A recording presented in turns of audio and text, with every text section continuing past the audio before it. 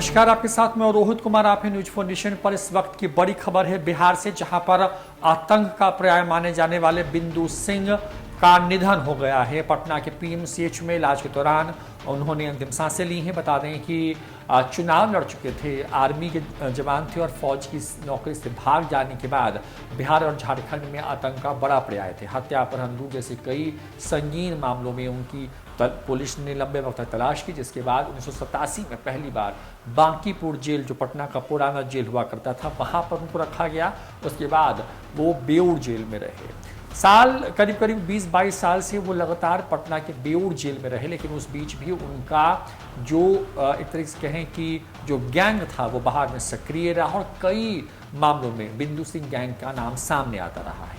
बता दें कि पटना के पीएमसीएच में कैंसर से गंभीर बीमारी से ग्रसित होने की वजह से उनको इलाज के लिए भर्ती कराया गया था, जहां उन्होंने अंतिम सांस ली है।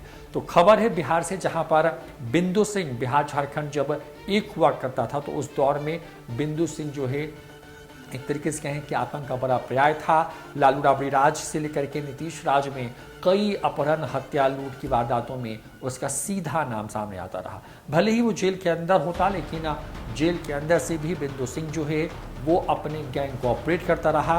बता दें कि बिहार के जहानाबाद का रहने वाला बिंदु सिंह जो है कुछ ही वक्त में बिहार और झारखंड के बड़े अपराधी या कहें कि गुंडों में शामिल हो गया था। एक दौर में आतंक का पर्याय रहे बिंदु सिंह करीब 3 दशक से बेऊर जेल में बंद हैं। उसके पहले वो बांकीपुर जेल में थे। उनका आना जाना जेल से लगा रहा, लेकिन उसके आतंक का साम्राज्य कायम रहा। जानकार बताते हैं कि उसे पुलिस ने कई बार पीटा था। 1990 में पहले बांकीपुर और बाद में बेऊर जेल सहित बिहार झारखंड के कई जिलों में लंबे अरसे से बंद बिंदु सिंह को 1993 में एक बार 15 दिनों का पेरोल मिला था, जब जहानाबाद स्थित उसके गांव दौलतपुर के माओवादियों ने उनसे के भाई फोकन सिंह, पिता और बहन की हत्या कर दी थी। आज की भाकपा माओवादी तब मजदूर किसान संग्राम समिति के नाम से जानी जाती थी, जिसके पूरे मध्य बिहार में बड़ी पैठ थी और बिहार का ये पूरा इलाका नक्सलियों के दंग पैच, नक्सलियों की वजह से कराह रहा था। बताया जाता है कि बिंदु सिंह के गांव दौलतपुर को घेरने के बाद फोकन के पिता और बहन को जहां नक्सलियों ने घर के बाहर गोली मार दी थी, वहीं छत पर सोए और हमेशा राइफल लेकर के सोने और चलने वाले फोकन सिंह ने 1 घंटे तक नक्सलियों से अकेले लोहा लिया था। 1993 की घटना के बाद बिंदु सिंह पटना के बांकीपुर जेल में बंद था, जहां से वह अपने पिता, भाई और बहन के स्वादिक्रम के लिए 15 दिनों की पेरोल पर रिहा हुआ था। बिंदु सिंह के पेरोल पर रिहा होने के बाद उसे कई शागिर्द हथियार के साथ लगातार 15 दिन तक बिंदु सिंह के साथ रहे थे।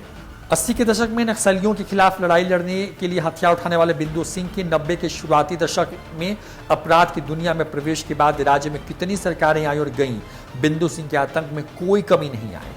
जेल रूपी अवैध किले में महफूज बिंदु सिंह जेल से अपना साम्राज्य चलाता रहा। पटना में डकैती, लूट, हत्या, वारदात की कई घटनाओं में उसका सीधा नाम सामने आता रहा। बिंदु सिंह की वजह से ही पटना के बेऊर जेल समेत जिन जिन जेलों में वो रहा, वहां पर कई बार छापेमारियां होती रहीं। बता दें कि पिछले कई दिनों से उसकी सेहत खराब थी और उनके बीमार होने की वजह से उनको पटना के पीएमसीएच में पुलिस अभिरक्षा में उनका इलाज चल रहा था, जहां पर उन्होंने अंतिम सांस ली है। अब पुलिस मैनुअल के मुताबिक उनका पोस्टमार्टम करके शव परिजनों को जो है वो सौंप दिया जाएगा। कुछ दिन पहले बिंदु सिंह के बेटे की भी पटना में हत्या कर दी गई थी। बिहार के कुछ गिने चुने बड़े कहें कि वैसे लोग जिन्होंने अपराध दुनिया में बड़ा नाम कमाया था, उसमें बिंदु सिंह का भी बड़ा नाम था। फिलहाल इस वीडियो में इतना ही। नमस्कार।